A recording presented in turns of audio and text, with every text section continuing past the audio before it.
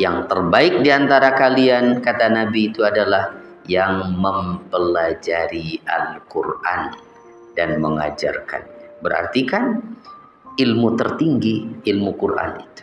Karena kata Nabi, yang terbaik dari kalian itu yang mau mempelajari Quran.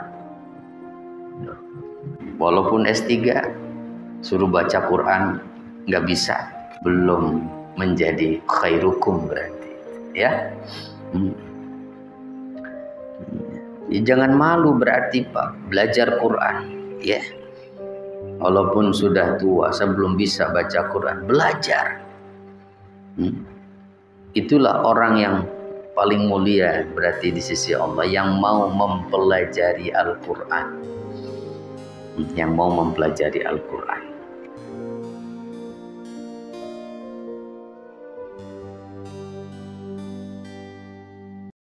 Assalamualaikum warahmatullahi wabarakatuh. Walaqad kadzdzaba ashabul hijri al-mursalina. Walaqad, dan sungguh, kadzdzaba, telah mendustakan. Siapa?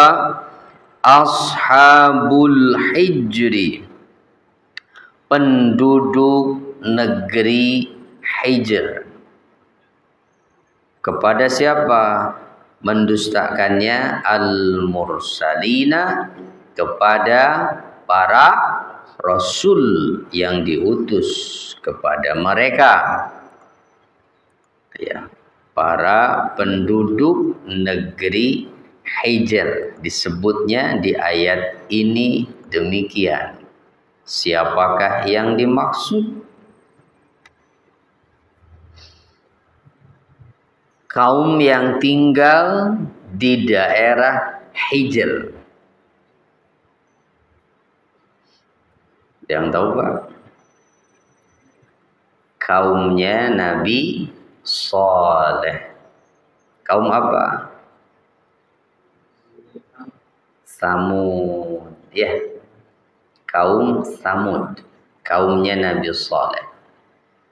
Ashabul hijri hum qaumu Saleh.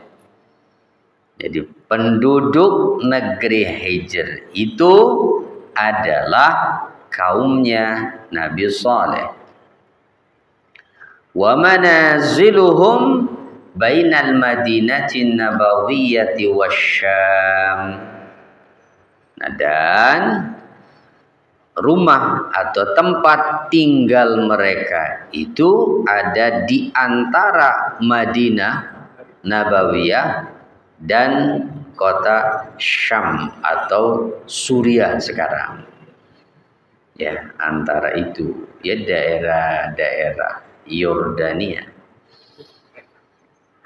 Yang sekarang dikenal dengan Petra itu, di mana di situ banyak yang asumsikan sebagai peninggalan dari bangsa Samud.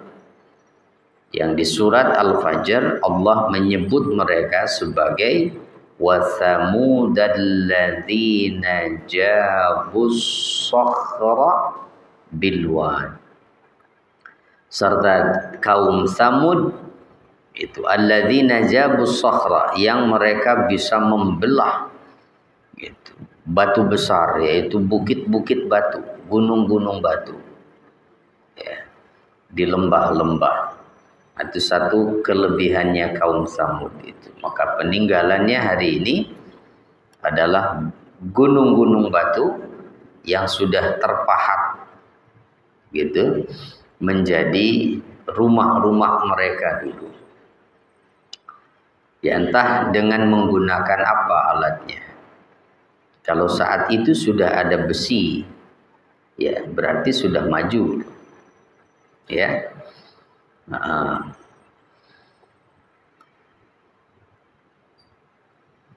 Itu yang dimaksud penduduk negeri Hijr itu, ya. Jadi berarti kaum Samud, kaumnya Nabi Saleh. Nah, kok para utusan, memangnya berapa orang rasul yang diutus kepada mereka? Ya, iya. Al-mursalin itu kan para rasul, para utusan. Lah, kaum Samud ini nabinya siapa? Nabi Saleh. Ya. Itu yang mukjizatnya keluar unta besar dari batu itu. Kenapa diungkapkan dengan para rasul?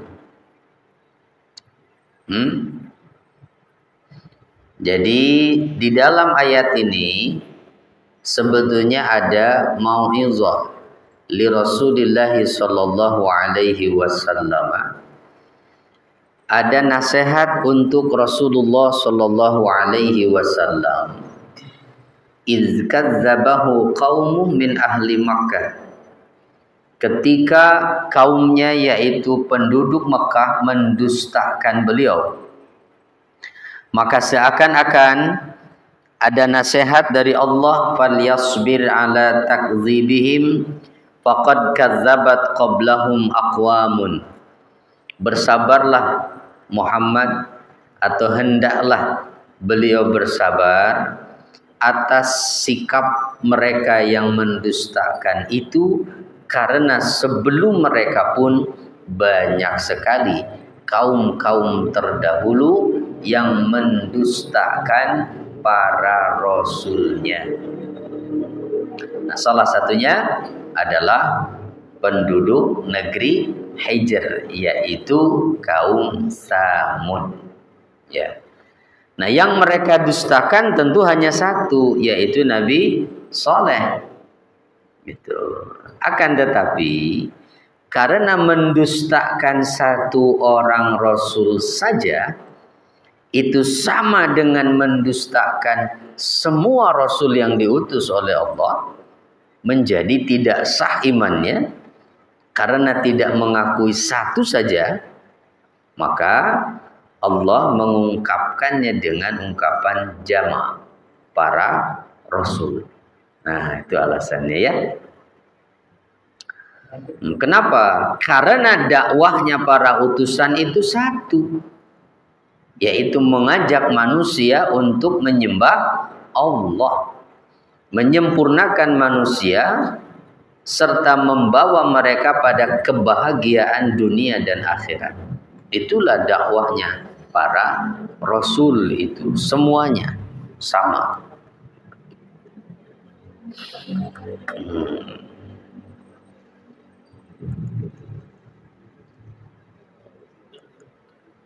Ya, bangun-bangun Pak, ada kopi Pak, bangun Pak.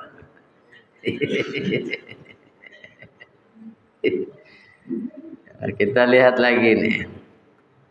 Wa atainahum ayatina fakanu anha muhridin.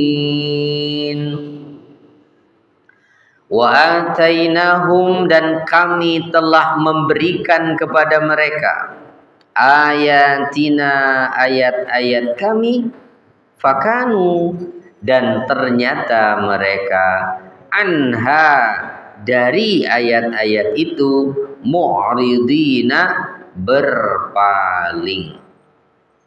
Jadi ternyata mereka berpaling dari ayat-ayat itu. Ya, mu'rid artinya berpaling, artinya tidak mau percaya, mendustakannya. Wa atainahum ayatina fakanu muhridin. Innal murada minal ayat al-qa'imah bin naqati minha annaha kharajat min sakhrah. Bahwa yang dimaksud dengan ayat-ayat kami, ayat-ayat kami di dalam pernyataan Allah ini adalah yang berkaitan dengan unta mukjizat itu Ya, kan mukjizatnya Nabi Soleh itu seperti yang mereka minta, itu mereka minta. Kalau memang engkau Nabi, maka keluarkan itu unta dari batu itu. Itu ya dikabulkan oleh Allah. Unta dalam keadaan bunting, besar sekali. Itu ukuran untanya. Berbeda dengan unta-unta yang lain. Beneran unta gitu.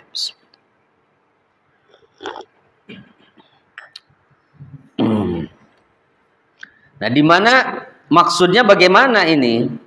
Bahwa kami telah berikan kepada mereka tanda-tanda kebesaran kami pada unta itu adalah annaha kharajat min sakhrah. Bahwa unta itu keluar dari batu besar, bukan dilahirkan dari induknya. Apa itu kalau bukan kebesaran Allah? Ya, bukan sihir. Kalau sihir itu hanya mengelabui pandangan mata, menipu. Asli itu untanya. Nah, wa annaha tasra'u ma'al baladi yauman. Dan bahwa unta itu juga minum air negeri itu. Itu sampai mereka juga kerepotan. Karena sekali minum sumur mereka habis. Itu sampai harus bergantian itu. Sehari bagian unta, gilirannya sehari bagian mereka. Akhirnya mereka sendiri merasa terganggu dengan keberadaan unta itu. Sampai ada beberapa orang yang berniat untuk membunuhnya. Wa annaha taqifu amama kulli bait liyahluba ahluhu minha ma sya'u. Dan bahwa unta itu berhenti di depan rumah setiap orang yang ingin memerah susunya sesuka hati mereka.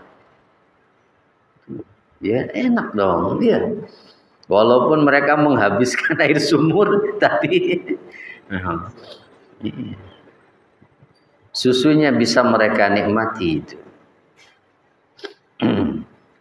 Nah, dan berpalingnya mereka dari ayat-ayat kami ini maksudnya adalah adamu imanihim wa taubatihim ilallah ba'da ma atahum ma talabu minal ayat. Tidak adanya keimanan dari mereka, tidak adanya pertobatan mereka kepada Allah setelah apa yang mereka minta Allah berikan pada mereka itu. Allah tunjukkan. Itu kan mereka minta. Mereka minta, buktikan kalau engkau Nabi, kau bisa mengeluarkan unta dari batu. Allah buktikan. Tetap aja. Ya, berpaling, tidak mau beriman kepada Allah. Itulah orang-orang yang hatinya sudah tertutup, ya. Ya seperti orang-orang kafir Quraisy, orang Mekah kan juga pernah meminta kepada Nabi untuk membelah bulan menjadi dua. Dan itu terjadi, betul-betul terbelah.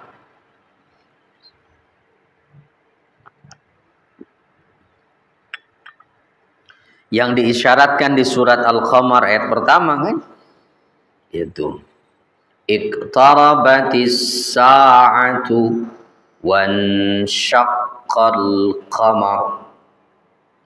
Kiamat itu telah dekat dan bulan telah terbelah. Bukan akan, telah terbelah. Kenapa? Karena sudah pernah terbelah di zaman Nabi. Jadi terbelahnya bulan itu berarti tanda kiamat sudah terjadi. Itu di masa Nabi, ya, di masa Nabi.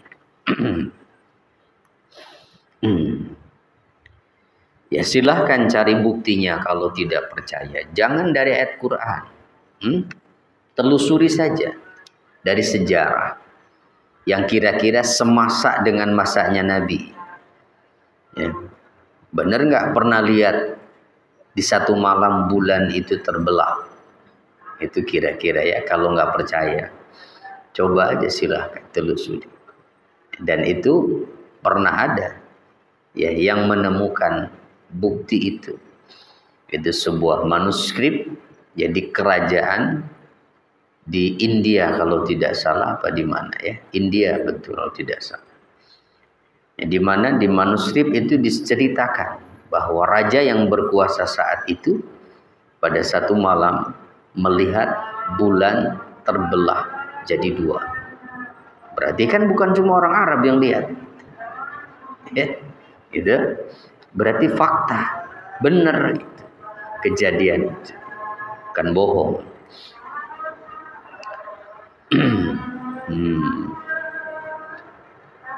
Kemudian nah, jadi mereka itu berpaling dari ayat-ayat kami, yaitu ayat kami yang dimaksud sekali lagi adalah unta itu ya, untanya Nabi Saleh. Itu bahkan sampai mereka akhirnya membunuhnya kan. Membunuh unta itu sekaligus juga anaknya. Gitu. Mereka sembelih juga dan membagikan dagingnya.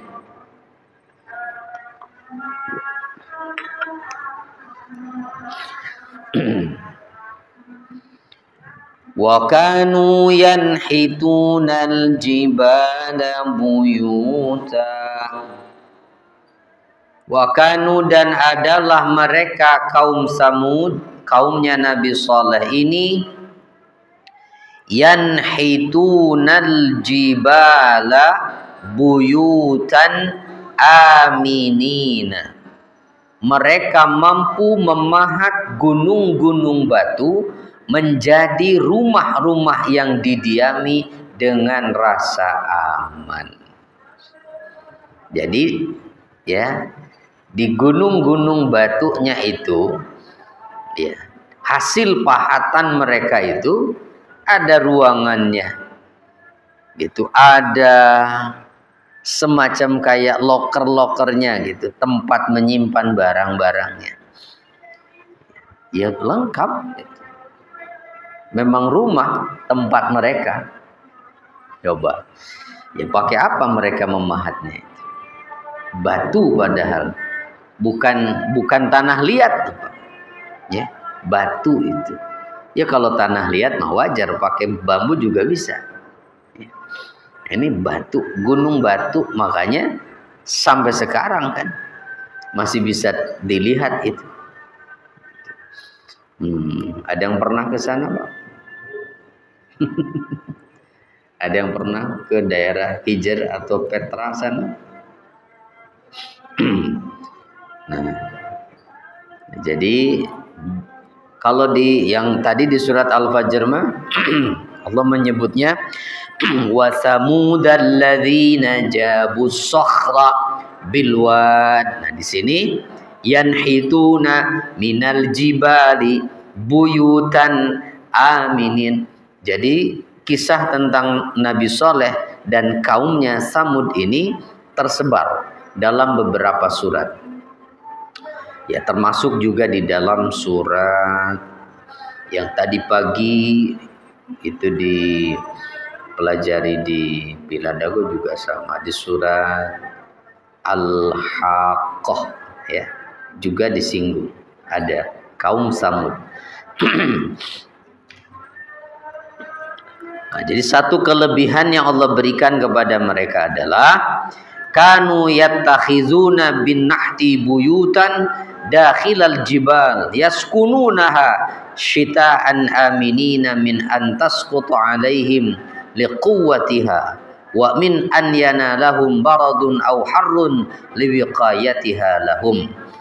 Mereka bisa memahat gunung-gunung itu sehingga menjadi rumah. Di dalam bagian gunung itu mereka tinggal di dalamnya.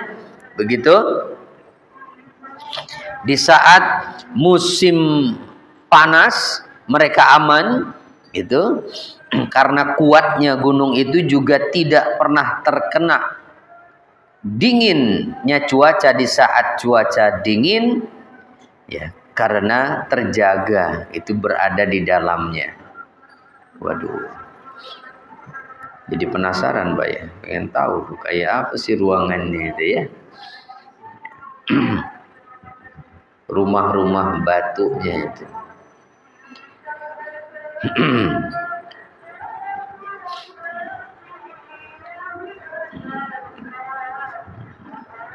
Nggak usah jauh-jauh lah, cari aja di YouTube ya, nggak usah berangkat pakai pesawat gitu ya. Jadi berangkatnya ke YouTube aja, cari itu peninggalan kaum Samud gitu, coba lihat ya, peninggalan kaum Samud seperti apa.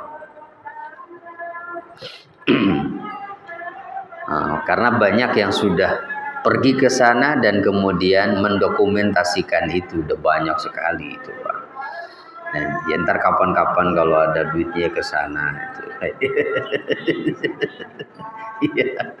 Jadi jalan-jalannya ke peninggalan para nabi itu Pak.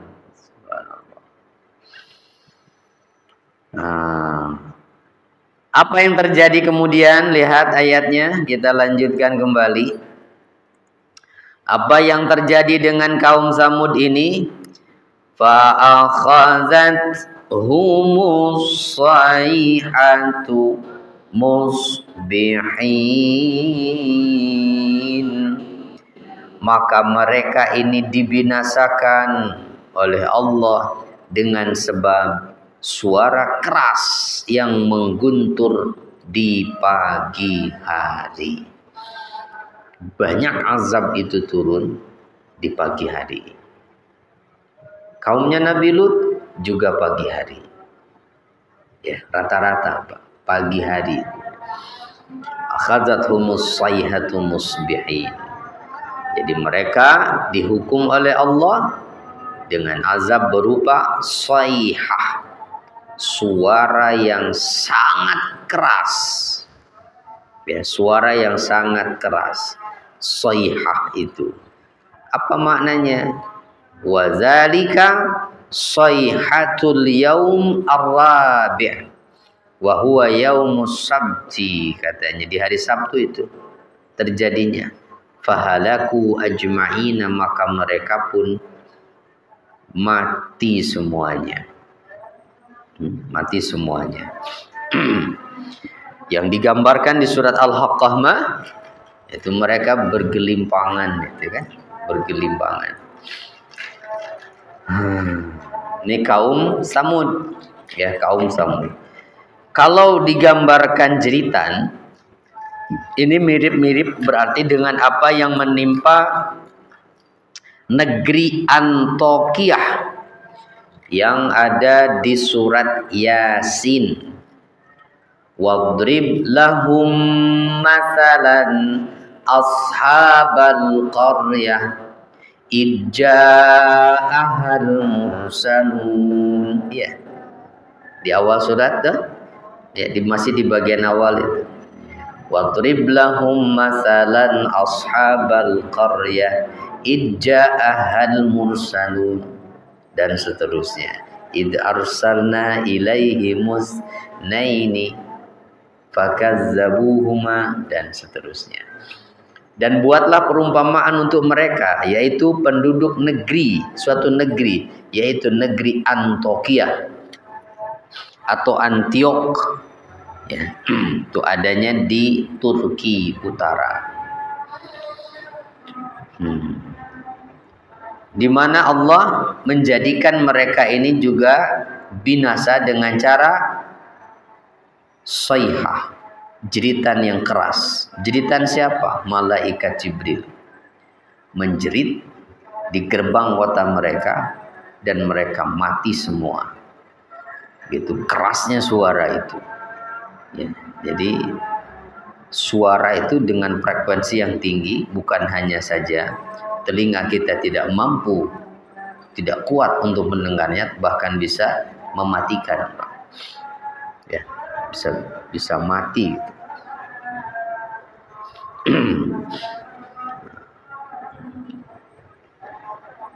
Fama aghna anhum ma kanu yaksibun. Fama aghna anhum ma kanu kanu yaksibun, maka tidak berguna bagi mereka apa yang telah mereka usahakan. Bentar Pak. Halo. Ada suara operator, udah biarin.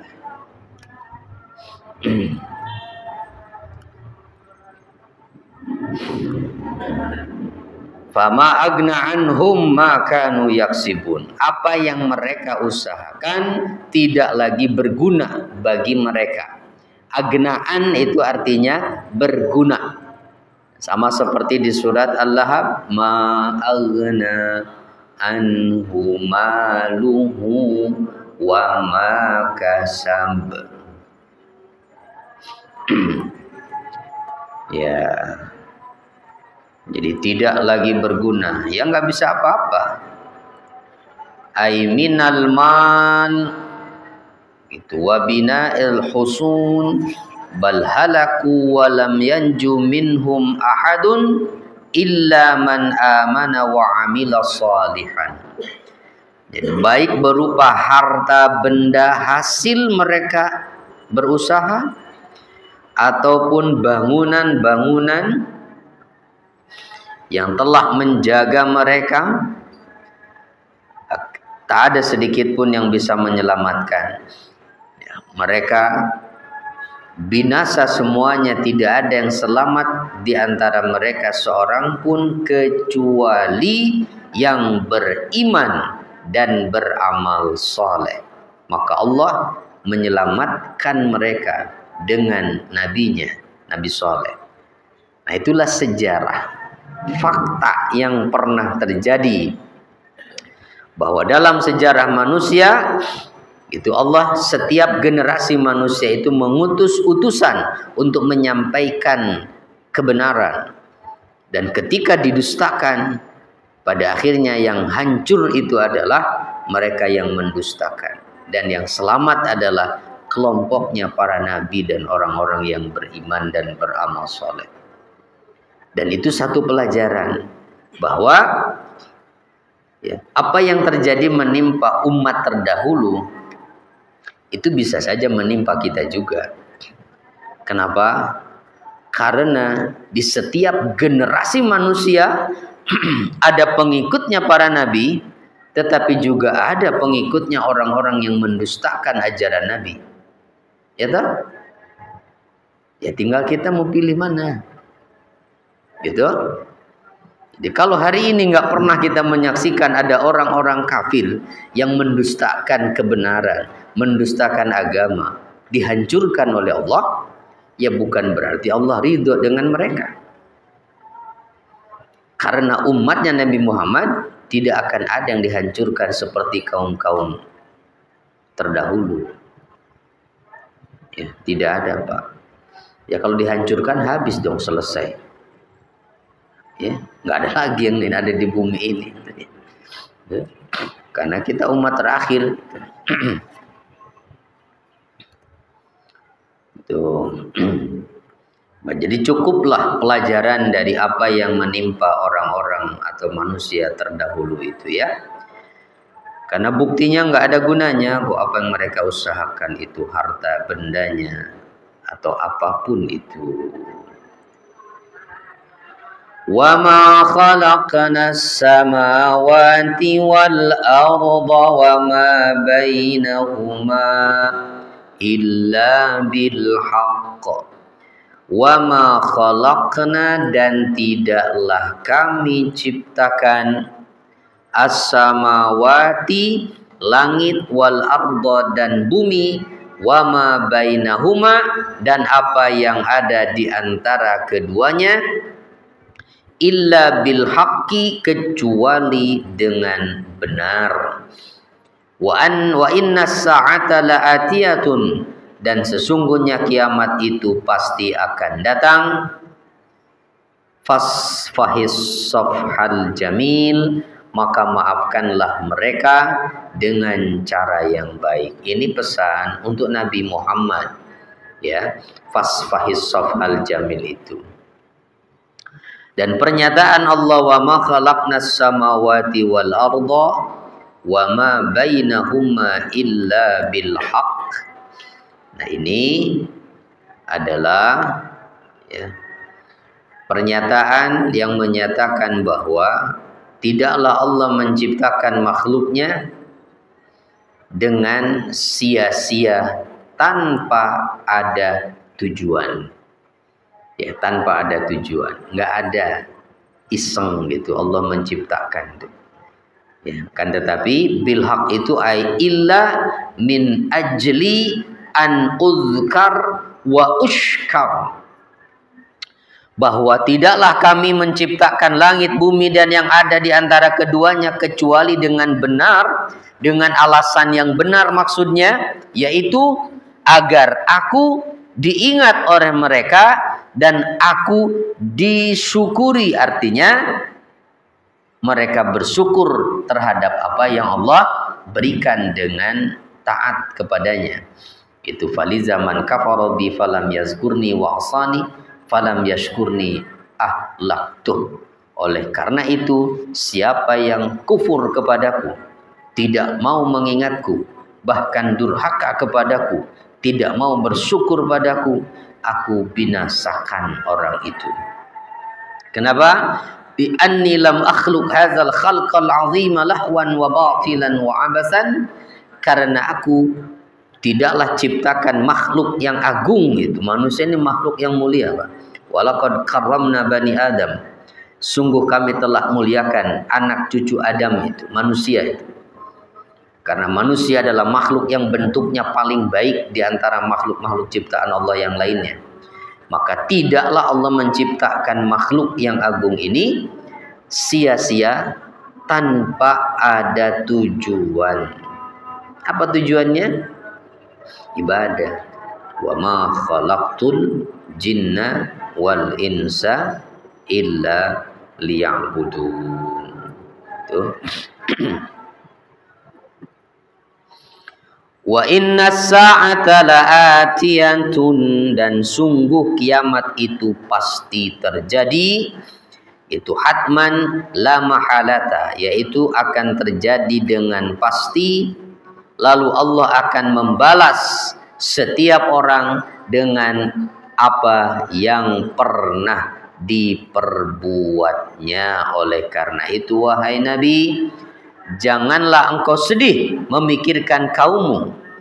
Ya, tidak perlu berkeluh kesah memikirkan mereka, karena balasan mereka pasti akan mereka rasakan dan pasti akan datang. Maka apa yang perlu Nabi lakukan? Fasfah as-safhal jamil. Bersabarlah itu menghadapi mereka dan maafkan saja mereka. Nah, ini kalau mungkin ayatnya adalah turun sebelum adanya ayat yang memerintahkan untuk memerangi mereka, ya, untuk memerangi mereka.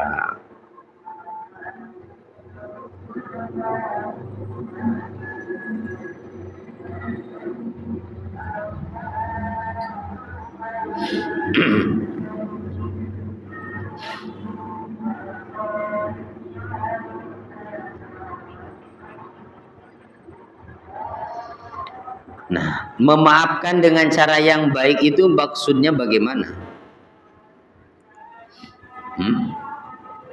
Memaafkan dengan cara yang baik, begitu ya? Maafkan dengan cara, berarti ada memaafkan tapi dengan cara tidak baik. Gimana tuh? Memaafkan dengan cara yang baik adalah memaafkan tanpa ada keluh kesah, tanpa ada dendam, tanpa ada kebencian. Ya udah, maafkan, plong gitu. Jangan memaafkan tapi masih ngedumel. Ya. Di hadapan memaafkan, maaf-maafan, senyum gitu, peluk-pelukan. Di belakang ngomongin lagi. Nah, itu berarti bukan sofhal jamil itu, ya. Bohong itu, nggak memaafkan itu. Jadi maafkan. tanpa ada keluh kesah juga itu kepada Allah berkaitan dengan sikap mereka. Kenapa sih ya Allah itu? Udah, maafkan saja. Tuh, jadi alladzi la jaza'a ma'ah. Tuh as-safal jamil itu alladzi la jaza'a ma'ahu. Yaitu sikap memaafkan tanpa disertai jaza'. Jaza' itu adalah keluh kesah. Inna rabbaka huwal khallaqul alim. Inna rabbaka, sesungguhnya Tuhanmu itu dia adalah zat yang maha menciptakan, al-alimu, zat yang maha mengetahui, yang maha menciptakan semua makhluk.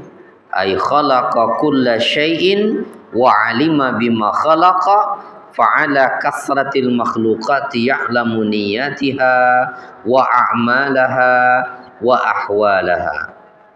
Bahwa Allah itu zat yang menciptakan semuanya, maka Allah mengetahui apapun yang dia ciptakan.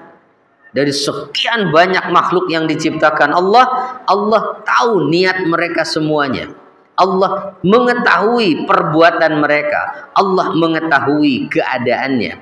Tidak ada urusan mereka yang tersembunyi sedikit pun. Nah, semuanya ciptaan Allah. Ya, gitu. Nah, ini adalah bagian ayat yang mendorong Rasul Shallallahu Alaihi Wasallam untuk teguh berada di jalan dakwah serta sabar, ya, menjalankan tugas kerasulannya. Walaqad atainaka sab'an minal masani wal Qur'anal azim. Walaqad ataina, dan sungguh kami benar-benar telah menganugerahkan kepadamu Muhammad sab'an minal masani, 7 ayat yang dibaca berulang-ulang, serta telah kami berikan padamu Al-Quran yang agung. Apa nih yang dimaksud 7 ayat yang diulang-ulang itu? Surat Al-Fatihah. Karena jumlah ayatnya ada 7 dan dibaca, diulang-ulang dalam sholat, ya, bahkan termasuk rukun sholat. Itu makanya penting itu memastikan bahwa bacaan Fatihah kita itu benar, ya, sudah terverifikasi gitu oleh ahlinya. Harusnya begitu.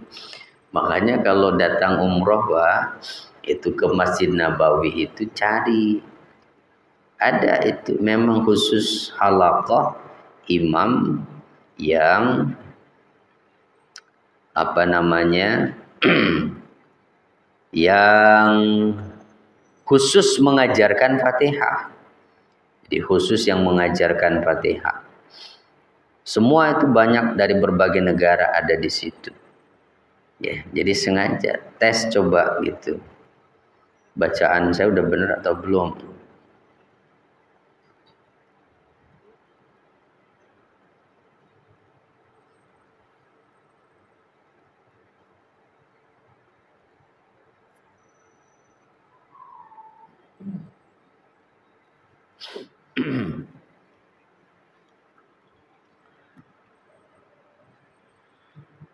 Al-Quran Al-Azim adalah Al-Quran yang agung itu, wa huwa khairun azimun la yuqadiru qadru, la yuqadaru qadru. Al-Quran yang agung artinya, kenapa disebut yang agung? Karena di dalamnya begitu banyak kebaikan yang besar yang tidak dapat ditentukan ukurannya. Sehingga siapa yang diberikan anugerah Al-Quran, berarti ia telah diberikan oleh Allah kebaikan yang melimpah. Apakah itu Rasul maksudnya, di mana kepada beliau Quran yang diturunkan, termasuk juga orang yang diberikan ilmu Al-Quran, baik yang menghafalkan ayatnya ataupun yang memahaminya. Maka ilmu tertinggi adalah ilmu Al-Quran. Khairukum man ta'allamal Qur'ana wa 'allamahu. Yang terbaik di antara kalian, kata Nabi, itu adalah yang mempelajari Al-Quran dan mengajarkannya. Berarti kan ilmu tertinggi ilmu Quran itu. Karena kata Nabi, yang terbaik dari kalian itu yang mau mempelajari Quran. Loh, bukan yang S2, S3. Walaupun S3 suruh baca Quran nggak bisa, ya. Belum menjadi khairukum berarti, ya. Jangan malu berarti Pak, belajar Quran, ya. Walaupun sudah tua, saya belum bisa baca Quran, belajar. Itulah orang yang paling mulia berarti di sisi Allah, yang mau mempelajari Al-Quran. Yang mau mempelajari Al-Quran.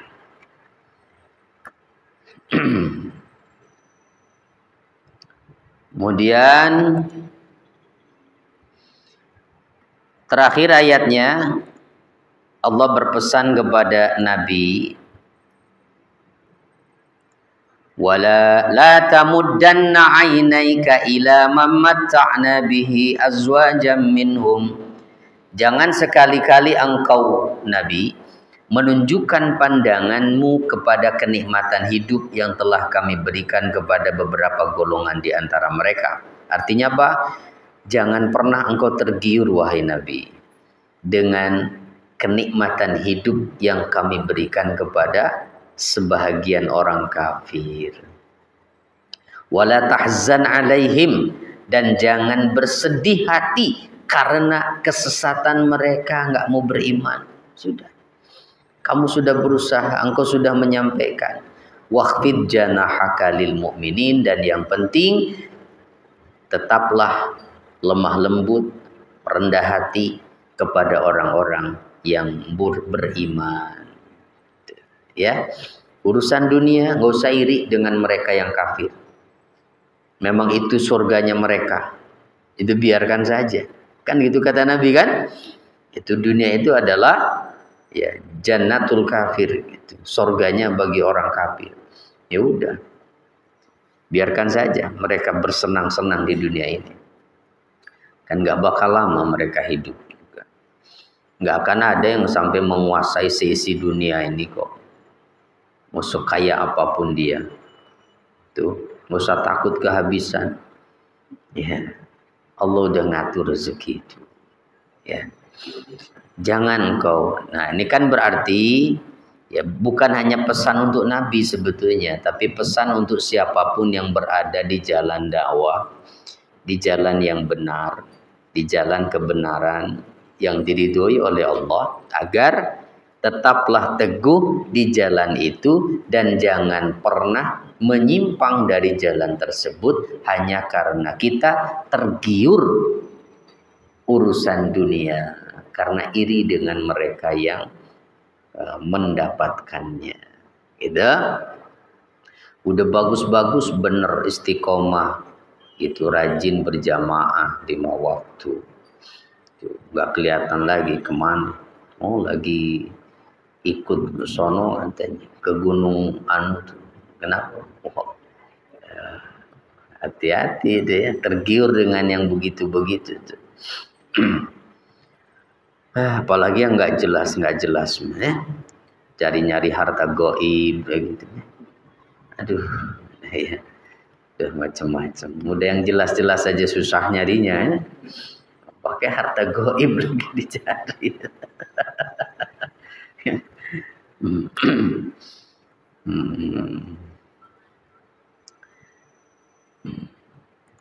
Baik, jadi apa kesimpulannya nih dari ayat 8 ayat ya.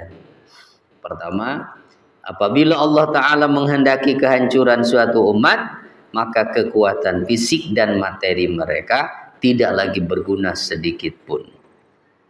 Nggak ada artinya kekuatan fisik mereka. Seberapa hebat itu Fir'aun dengan pasukannya, luar biasa. Mesir itu, ya. Tapi nggak berdaya ketika Allah bertindak. Maka ya termasuk yang tadi, kaum Samud itu luar biasa. Mereka punya kekuatan sampai rumahnya saja dari gunung-gunung batu. Allah tidak menciptakan makhluk ini sia-sia tanpa tujuan, akan tetapi Allah menciptakannya agar ia beribadah kepadanya dengan berzikir dan bersyukur. Maka siapa yang beribadah kepadanya, ia akan selamat. Ya. Masih kedua, dan siapa yang berpaling dari mengingatnya dan meninggalkan ibadah kepadanya, maka Allah akan merasakan padanya siksa yang menghinakan di dunia dan di akhirat. Kalau ternyata di dunia enggak, di akhirat itu pasti. Dan kalau siksanya hanya di akhirat, itu lebih berat dan lebih menghinakan. Nah, makanya hukuman-hukuman dalam syariat Islam ketika itu ditegakkan, itu harapannya adalah agar nanti di akhirat dia tidak menjalani hukuman lagi. Gitu. Orang membunuh, dibunuh lagi. Sebelum dia menjalani hukuman itu, diminta tobat dari dosanya. Supaya tobatnya diterima, ia menjalani hukuman, selesai di dunia saja. Di akhirat dia nggak akan dihukum lagi. Tapi kalau yang belum menjalani hukuman itu berarti kalau alasannya karena memang tidak memungkinkan negaranya seperti kita, ya tobat saja yang benar.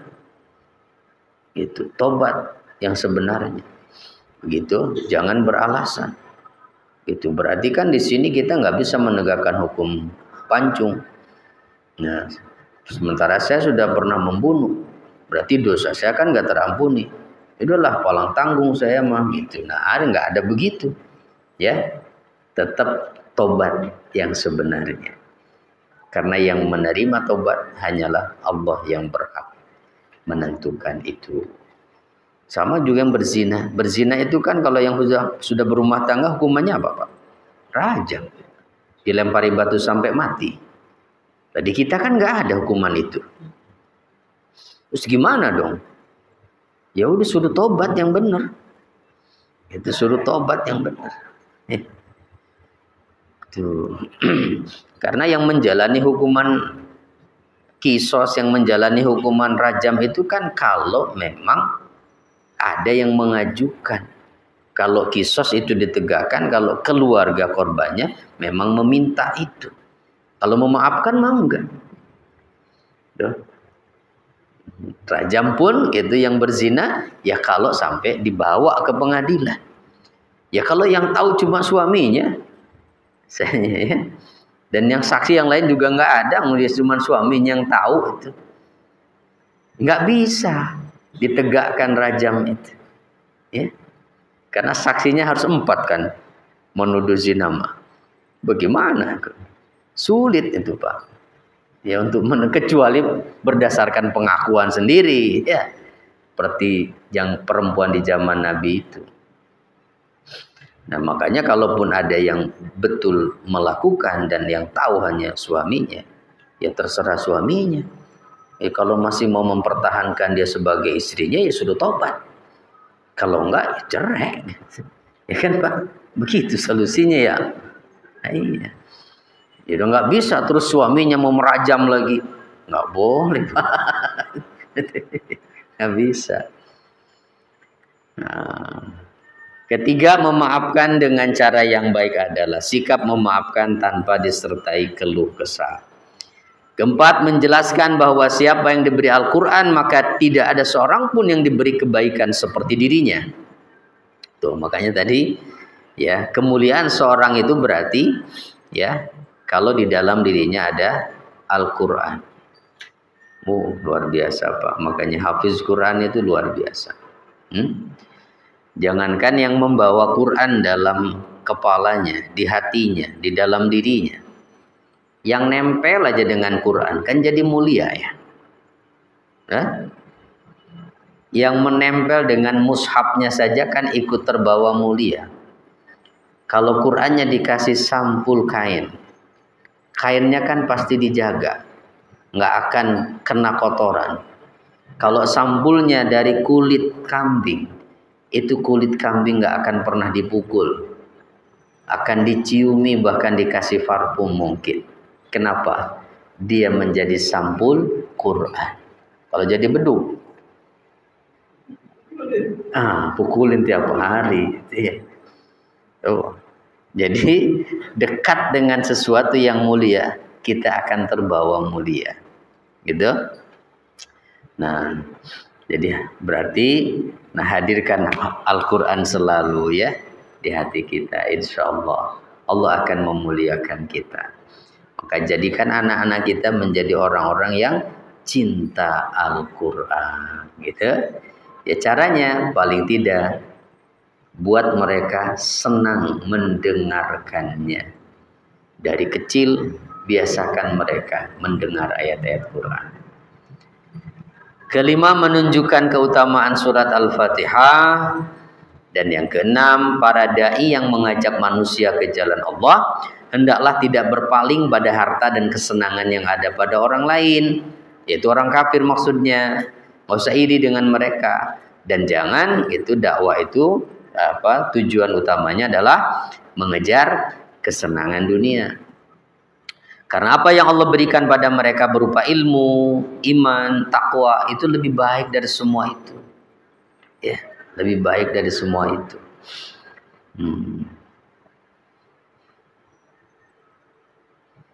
Dan yang terakhir, anjuran agar menunjukkan sikap lemah lembut dan penuh kasih sayang kepada orang-orang yang beriman. Alhamdulillahirabbil alamin. Baik, sampai ayat berapa tadi? 88 ya. Subhanakallahumma wa bihamdika asyhadu an la ilaha illa anta astaghfiruka wa atubu ilaik. Assalamualaikum warahmatullahi wabarakatuh.